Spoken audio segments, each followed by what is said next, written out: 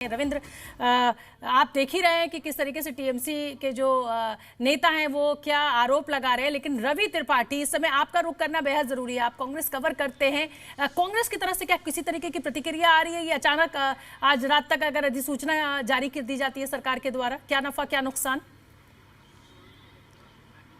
नहीं, बिल्कुल देखिए, कांग्रेस की प्रतिक्रिया इस पे आएगी और कांग्रेस कहेगी कि बीजेपी राजनीति करती है, समाज को तोड़ना चाहती है और अपने फायदे के लिए काम करती है। लेकिन एक दिलचस्प बात है, चूंकि बीजेपी रविंद्र कवर करते हैं, लेकिन बाई चांस मैं अमित शाह के साथ अभी 2 महीने पहले रैली में बंगाल गया था।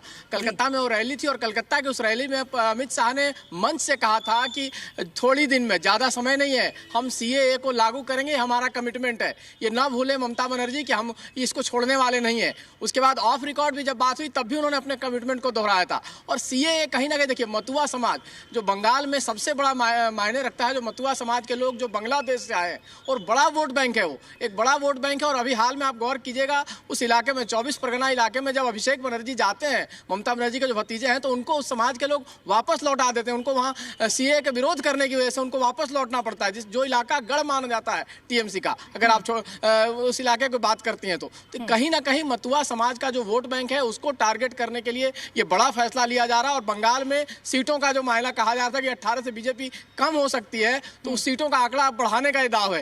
ये बड़ा दाव है बंगाल के लिहाज से। और सबसे बड़ा इंपैक्ट इसको बंगाल में ही मान के चलिए कि इसका बंगाल में बीजेपी अपने 18 के आंकड़ों को बढ़ाने के लिए और हर सीट के लिए, हर जगह के लिए बीजेपी जो रणनीति बना रही है, चाहे वो आप देखिए। रवि, छोटा सा सवाल रविंद्र से ले लेते हैं। रविंद्र, इससे मुस्लिम वोट भी तो कंसोलिडेट हो सकता है ना, और वो TMC के पक्ष में एकजुट होकर पड़ सकता है। कर्नाटक में काफी नुकसान हुआ है बीजेपी को इस मुस्लिम एकजुटता का।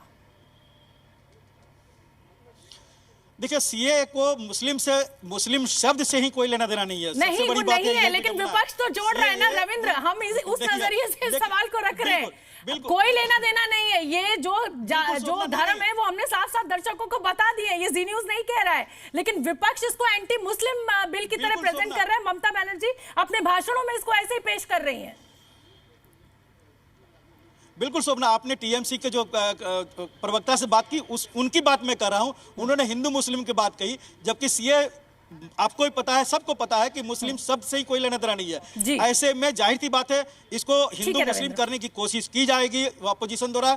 और यही बीजेपी कह रही है कि जिसका मुस्लिमों से कोई लेना देना नहीं, सियासत के लिए कांग्रेस और दूसरे दल। चलिए ठीक है, देखिए मेरा समय बहुत ओवर हो गया। बहुत बहुत धन्यवाद आप दोनों रिपोर्टर्स का।